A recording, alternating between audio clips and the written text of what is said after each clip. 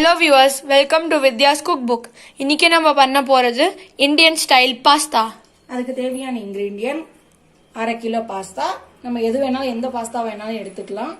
அதுக்கப்புறம் வதக்க ஒரு பெரிய வெங்காயம், ஒரு கொஞ்சம் முட்டைக்கோஸ், 4 பச்சை மிளகாய், பீன்ஸ், குடமிளகாய் 1, கேரட் 1.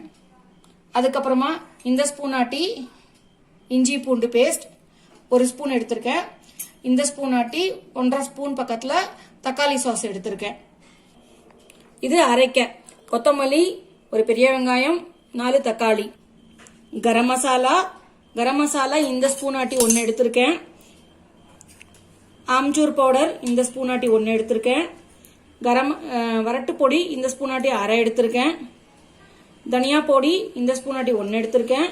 ஜீரா பொடி இந்த ஸ்பூன் ஆட்டி 1, மிளகு பொடி இந்த ஸ்பூன் ஆட்டி 1 எடுத்திருக்கேன். நாம இப்ப இதை அடுப்புல ஏற்றி பத்த வச்சிடலாம். இந்த பாஸ்தாவை இது பத்தினோன்னு பாஸ்தாவை அதுல போடலாம். நம்ம இது நல்லா கொதிக்கிட்டோம். இந்த தண்ணி கொதிக்கிறதுக்குள்ள நம்ம இந்த கடாயை பத்த வச்சுப்போம். வதக்க தேவையானதெல்லாம் நம்ம வதக்கிக்கலாம். இதை நான் அரைச்சி எடுத்துட்டு வந்துடுறேன்.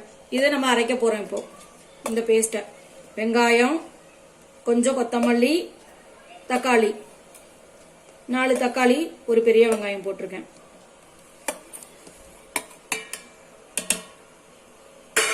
இதை நான் போய் அரைச்சி எடுத்துட்டு வந்துடுறேன். அரைச்ச பேஸ்ட் ரெடி. இப்ப வாங்க நம்ம இந்த கடாய் காஞ்சிருச்சு நல்லா. இந்த பாருங்க, நம்ம முதல்ல 2 ஸ்பூன் எண்ணெயை விட்டுக்கலாம்.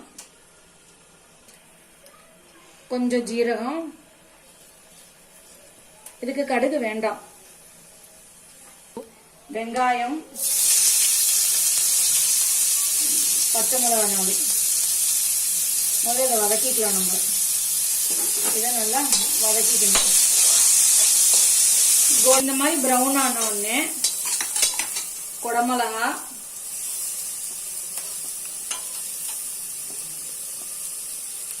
பீன்ஸ் எல்லாம் ஒன்னா உடனே போட்டுடலாம். கேரட், இது 3த்தையும் கொஞ்ச நேரம் வதக்கிக்கலாம். இது ஒரு 3/4 பக்கம் வெந்தா போதும், நல்லா இருக்கும். முழுசா வேகணும்னு அவசியம் இல்லை. இந்த பாத்தீங்களா, இஞ்சி பூண்டு பேஸ்ட், இந்த முட்டைக்கோசையும் போட்டுருங்க.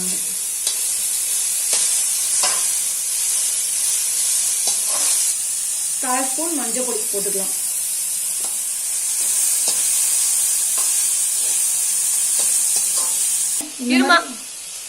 இது மாதிரி வந்த உடனே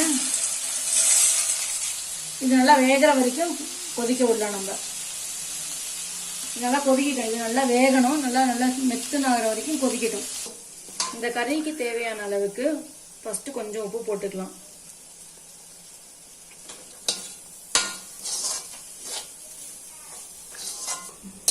இந்த ஸ்பைசஸையும் நம்ம இதோட சேர்த்துடலாம். எல்லாத்தையும் ஒன்னாவே.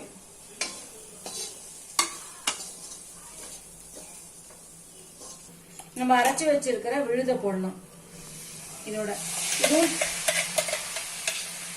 டொமேட்டோ சாஸ்,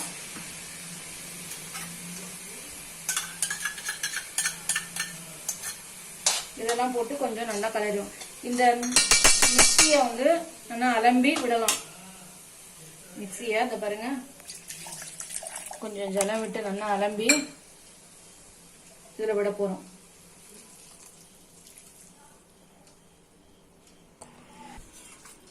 பாஸ்தா இந்த அளவுக்கு நல்லா வேகணும். இங்க பாருங்க, நல்லா மெத்துன்னு இருக்கணும் தொட்டா. நான் போய் இதை வடிய வச்சு கொண்டு வரேன். இதை நல்லா இப்படி பச்சை தண்ணி விட்டு நல்லா அலம்பிக்கணும். இதை பாருங்க, நல்லா பச்சை தண்ணி விட்டு அலம்பிக்கணும். இது ஒரு 1/2 ஸ்பூன் ஆயில் விட்டு நல்லா மிக்ஸ் பண்ணி வச்சுக்கலாம். நம்ம இந்த பாஸ்தாவை போட்டு கலரலாம். இப்போ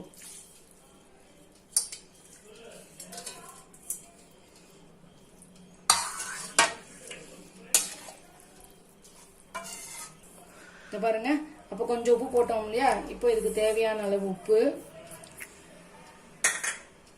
கொத்தமல்லி, கருவேப்பிலை எல்லாத்தையும் தூவி கலரலாம்.